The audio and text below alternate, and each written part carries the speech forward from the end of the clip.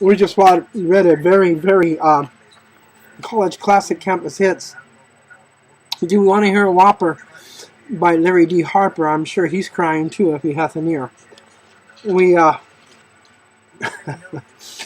we just got done reading a story in Kenneth Copeland, Gloria and Kenneth Copeland's Walking in Honesty, Truth, and Integrity, the book Honor. And I'll give you the page number to it. It was page number 17 through 18. It was very, it's called Keep an Honorable Attitude. It jerked some tears here. I couldn't help it. I couldn't help it. I started crying. Really good. Really good book. It's about a woman who got thrown out of a church for doing God's will because they didn't believe in what she was doing. And it made me cry. We're reading part 2 of Do You Want to Hear a Whopper? And I like the way this man writes. He reminds me of J.D. Salinger. And I know a lot of you probably don't like J.D. Salinger because he takes God's name in vain. But this man doesn't, so I'm gonna continue to read his stuff. I like.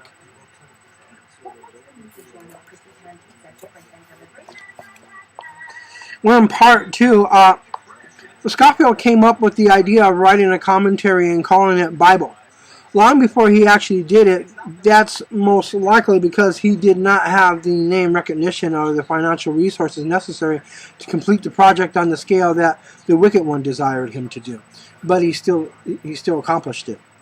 Well, what it was he set out to do, whether it be in Satan's name or not. Of course, this author believes it was.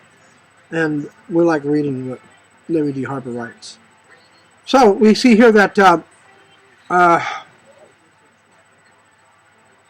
two things would come later after Scofield had at the personal invitation of the evangelist D.L. Moody, who served as pastor of the Congregational Church in the East Northfield, Massachusetts for 12 years. Moody's relationship with Scofield is not surprising either. He had a long personal acquaintance with Darby and his brethren followers, in spite of the fact that Darby openly expressed contempt for him, but that's another story in itself. By 1901, Scofield was recognized as an elder statesman on the Bible conference circuit, and that is most likely how he came to meet Arnold C. Jabalion. When Jabalion started his Seacliff Bible Conference in 1901 and rejected anyone who taught anything other than Darby's, well, you know how he pronounces this, Darby's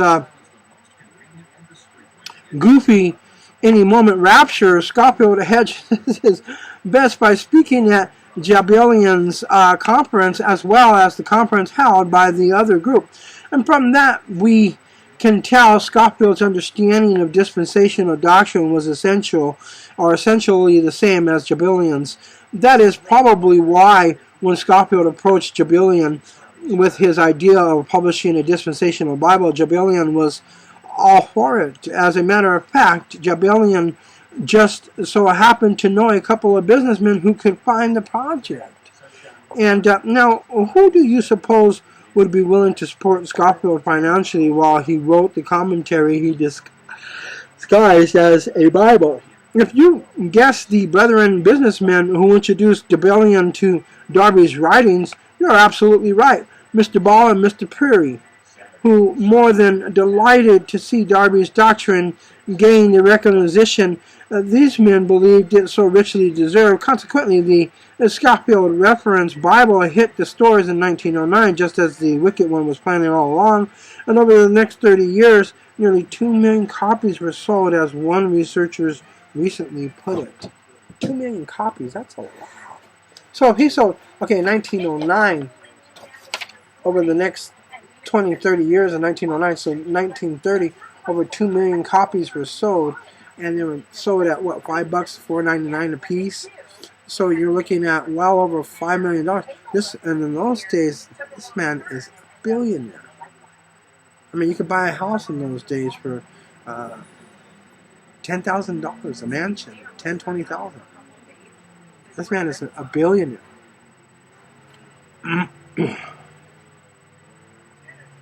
Friend and foe alike credit the Scofield Reference Bible with being the single most influential force in the spread and population of the dispensational and premillennial concepts up to the present day. It would be difficult indeed to estimate the scores of people who have been and still are being influenced by this early study Bible. That just about says it all. In spite of the fact that it doesn't tell the whole story of the wicked one's deception, you see, none of the Scofield's new study Bibles were going into the hands of lay people in the churches. By no means. Many of them became the single most important possession in the hands of a minister or someone who was preparing to enter the ministry in the wisdom of God. And that is exactly the way the wicked one planned it. So that way he can pollute the minds of the church instead of the minds of the people in the church. You see, the pastor will teach from that Bible, and he'll pollute everybody if this is a true thing that he's revealing to us. So millions of people, not just millions of dollars, would be at stake. In fact, one of the basic reasons the wicked one's dispensation of deception had become so closely identified with the gospel is because evangelists began preaching the gospel right out of the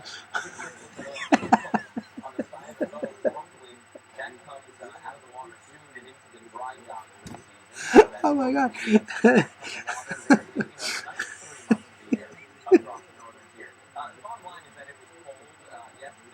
He got the Satan's Bible. He got oh my. That is exactly the way Satan planned it. In fact, one of the basic reasons Satan's disposition of deception has become so closely identified with the gospel is because evangelists began preaching the Bible right out of Satan.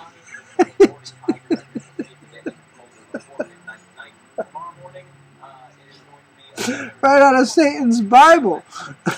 Could anything have been more deceptive? No, wait a minute, I thought this was the Scofield Reference Bible, not Satan's Bible. The college classic covers hits J.D. Selling. Oh no, it's not J.D. Selling, it's D.Harper.